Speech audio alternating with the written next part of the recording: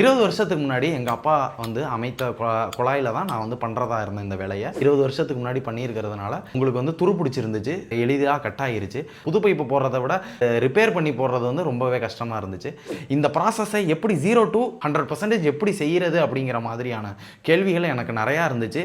இந்த ப்ராசஸை நான் ஒன்றா நான் உங்களுக்கு இந்த வீடியோவில் சொல்கிறேன். எந்தெந்த இடத்துல டெலிவரி பண்ணணும் அப்படிங்கிறத முதல்ல அளந்தோம். இதுக்கான சரியான ஆட்களை தேர்ந்தெடுக்கிறது மிகவும் முக்கியமானது. முதல்ல குழி எடுக்கிற ப்ராசஸ் ஆணுச்சு. எல்லாமே எந்தெந்த இடத்துல உங்களுக்கு டெலிவரி வேணும் அப்படின்னு கேட்டிருந்தாங்க. கிட்ட எனக்கு இந்தந்த இடத்துல அமைச்சா கரெக்டாக இருக்குமா அப்படிங்கிற மாதிரி அவங்கள்ட்ட ஒரு ஐடியா கேட்டேன். அவங்களும் ஒரு சில சஜஷன்ஸையும் சொன்னாங்க. அதே மாதிரி கண்டிப்பாக வந்து பார்த்தீங்கன்னா இந்த குழாய்கள் அமைக்கிறப்ப ஏர் பைப் வந்து ரொம்பவே முக்கியம்.